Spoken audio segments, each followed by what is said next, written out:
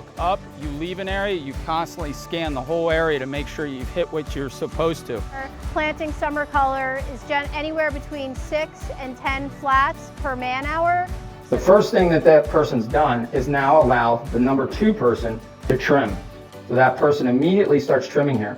So they should be able to comfortably walk down that 3 to 4 foot aisle in between the cone and the trailer.